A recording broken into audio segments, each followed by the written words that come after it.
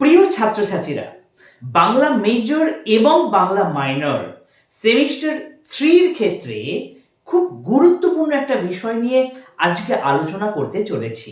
CC 4 এর ক্ষেত্রে বেশ কিছু ছোট গল্প আমাদেরকে রয়েছে। এই ছোট গল্প থেকে কেমন প্রশ্ন আসতে পারে সেই বিষয়ক আলোচনা তোমাদেরকে করেছি, বা আগামী দিনেও বেশ কিছু ভিডিও আমি করে দেব তোমাদের জন্য। তবে আজকে একটা বিশেষ প্রশ্ন নিয়ে আমরা কথা বলবো। দেখো, তোমাদের রয়েছে আদাব গল্প, লম্বকর্ণ, চরণ দাস এমএলএ, শাস্তি, এছাড়াও আরো কয়েকটা গল্প রয়েছে। এই গল্পগুলো থেকে আজকে ছোট গল্প হিসেবে গল্পটি কতদূর সার্থক সেই প্রশ্নটি আজকে আলোচনা করব। তবে সমস্ত গল্পের ছোট গল্প হিসেবে সার্থকতা, এই প্রশ্নটি কিন্তু প্যাটার্ন একই থাকবে। তোমাকে প্রশ্ন আসতে পারে, ছোট গল্প হিসেবে আদাব গল্পের সার্থকতা আলোচনা করো। আবার এটাও বলতে পারে যে রবীন্দ্রনাথ ঠাকুরের শাস্তি গল্পটি ছোট গল্প হিসেবে কতদূর সার্থকতা পেয়েছে আলোচনা করো। তাহলে বিষয়টা বুঝতে পেরেছো? আজকে আমরা আদাব গল্পটি ছোট গল্প হিসেবে কতদূর সার্থকতা পেয়েছে এই বিষয়ে আলোচনা করব। তবে বলে রাখি, যে প্যাটার্ন আমি বলে দিচ্ছি সেই প্যাটার্ন অনুযায়ী তুমি যদি লেখো বা বাড়িতে চেষ্টা করো, তাহলে দেখবে প্রত্যেকটি ছোট গল্পের উত্তরই তুমি লিখতে পারছো।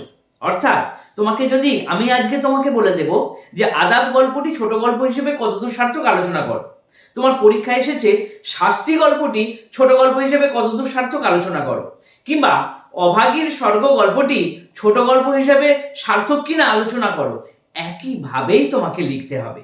প্রথমত বলি, তোমরা বড় প্রশ্ন লিখেও যথাযথ নম্বর পাচ্ছ না, তার একটা বিশেষ কারণ হলো তোমরা প্যারাগ্রাফ করে করে লেখো না। এটা কিন্তু খুব গুরুত্বপূর্ণ। তুমি বাংলা অনার্সের ছাত্রছাত্রী, তোমরা যদি প্যারাগ্রাফ করে করে না লেখো, তাহলে মাস্টার কোনোভাবেই কিন্তু তোমাদেরকে নাম্বার দেবে না ঠিক মতো। সেই জন্য তোমাদেরকে প্রথমেই মাথায় রাখতে হবে, 15 নম্বরের কোশ্চেনের জন্য তোমাদেরকে কিন্তু কম করে 3টে থেকে 4টে প্যারাগ্রাফ করে তোমাকে পুরো প্রশ্নটা নামাতে হবে।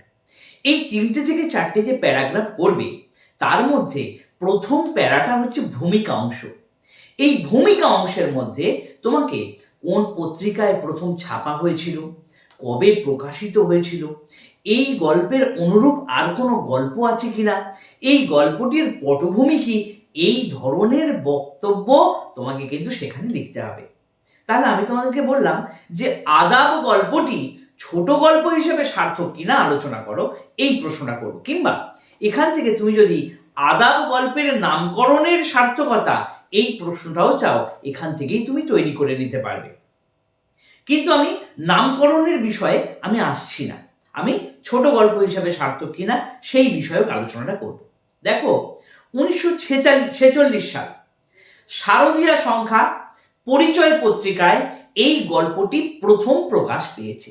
এইটা কিন্তু একটা তথ্য। এই তথ্যটা তোমাকে নিতে হবে।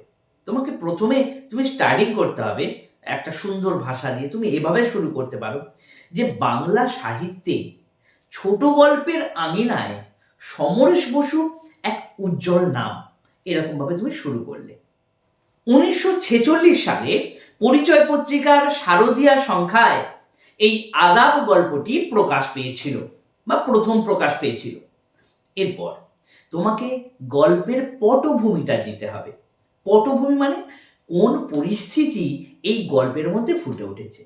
আমরা গল্পটা পাঠ করলেই বুঝতে পারি যে 1946 সালে হিন্দু এবং মুসলমানের মধ্যে যে দাঙ্গা, সেই দাঙ্গা বিধ্বস্ত কলকাতার রাজপথ কিভাবে রক্তাক্ত হয়েছিল, কিভাবে একটা চোরাগোপ্তা হানছিল খুনিরা, কিভাবে লুটেরারা তাদের নিজস্ব স্বার্থসিদ্ধির জন্য মানুষকে বলি দিচ্ছিল।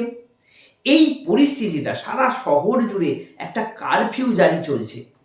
এই এক উদ্ভট পরিস্থিতিতে সামাজিক অবক্ষয়ের একটা সময়, ডাস্টবিনের দুই পাশে দুই প্রাণী। পরবর্তীকালে আমরা জানতে পারছি একজন হিন্দু, সে নারায়ণগঞ্জের সুতা কলের মিস্ত্রি, এবং অপরজন সে নাওয়ের মাঝি অর্থাৎ নৌকার মাঝি, তার বাড়ি বুড়িগঙ্গার ওপারে সুবইডায়।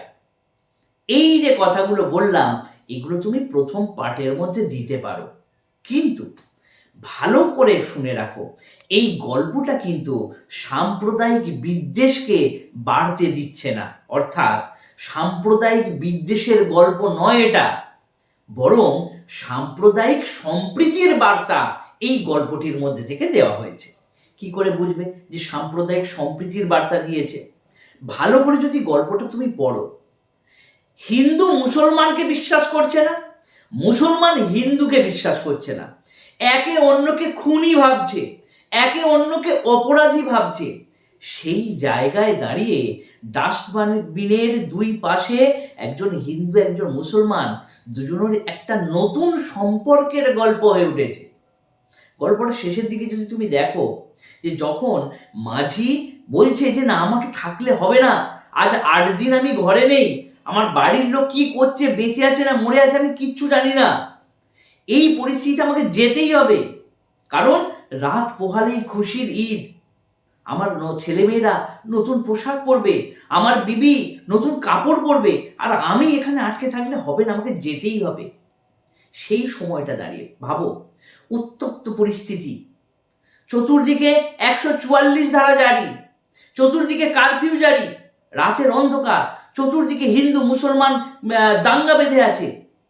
এইরকম পরিস্থিতিতে একজন হিন্দু মুসলমানের জন্য ভাবছে ভগবান মাঝির যেন কোনো বিপদ না হয়। ঠিক পরক্ষণেই এর একটু আগের ঘটনা বলি, যখন ইসলামপুর ফাঁড়ির কাছে চলে এলো, তখন সেই মুসলমান মাঝি এক হিন্দু ছেলেকে বা হিন্দু মানুষকে বলছে তুমি কিন্তু এই গুমটির আড়ালে লুকিয়ে থাকো, তুমি কিন্তু বাইরে বের হও না, আলো ফুটুক তারপর বার হবে। ভাবো তাহলে এটা কোন দিক থেকে আমরা সাম্প্রদায়িক বিদ্বেষের গল্প বলি? সাম্প্রদায়িক সম্প্রীতি, বন্ধুত্ব, ঐক্যতা, এগুলোই কিন্তু এই গল্পের মধ্যে ফুটে উঠছে। 46-এর দাঙ্গা নিয়ে কিন্তু অনেক গল্প লেখা হয়েছে, নানাভাবে গল্প লেখা হয়েছে। ঠিক যেমন রমেশচন্দ্র সেনের সাদা ঘোড়া, এই গল্পটি কিন্তু একদম সেম পটভূমিতে লেখা। এখন আসি আদাব শব্দটির অর্থ কি। দেখো, ছোট গল্প হিসেবে সার্থকতা, এখানেও তুমি এই আদাব শব্দের অর্থটা বিশ্লেষণ করতে পারো। আবার আদাব গল্পের নামকরণের সার্থকতা, এখানেও তুমি এই আদাব শব্দের বিশ্লেষণ করতে পারো। আদাব শব্দের অর্থ হচ্ছে পরস্পর পরস্পরকে, এই যে আদাব বিনিময়, তার মানে শ্রদ্ধা জ্ঞাপন করা। এই শ্রদ্ধা জ্ঞাপনটা কোন পরিস্থিতিতে হচ্ছে, কোন পটভূমিতে হচ্ছে?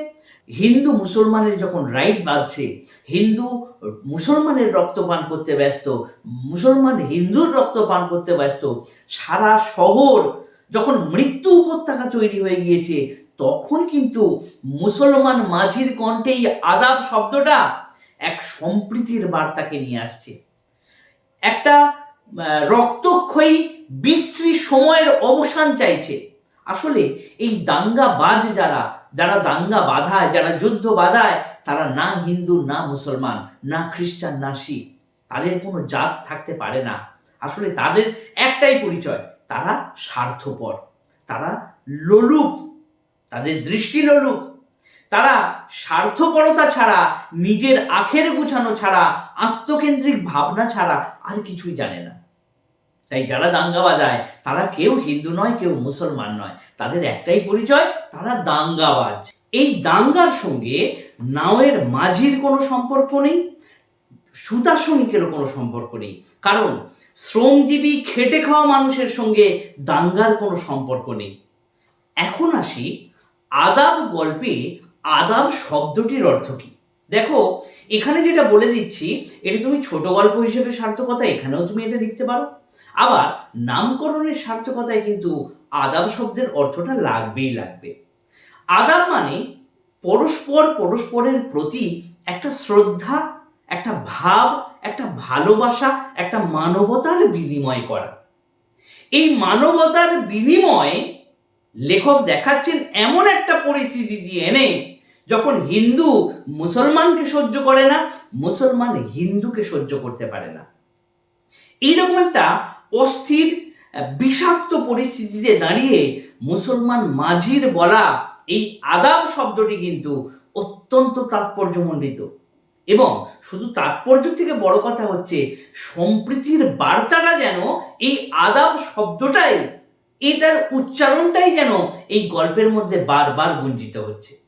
এখন একটা বিষয় তোমাদেরকে আমি তুলে ধরছি, যেটা হচ্ছে এই যে ছোট গল্প হিসেবে সার্থকতা, তাহলে ছোট গল্পের বৈশিষ্ট্যটা কি আছে? প্রথমত, ছোট গল্পের বৈশিষ্ট্যের মধ্যে যে ভাবগুলো রয়েছে সেগুলোকে ধরে ধরেই তোমাকে কিন্তু উত্তরটা লিখতে হবে। এখন দেখো, ছোট গল্পের কিন্তু বেশ কিছু বৈশিষ্ট্য রয়েছে। এই বৈশিষ্ট্যগুলোকে ধরে ধরে তোমাকে কিন্তু গল্পের বিশ্লেষণ দিতে হবে। যেমন প্রথমত আমি বলি যে ছোট গল্পের এক বৈশিষ্ট্য হচ্ছে চরিত্র সংখ্যা কম।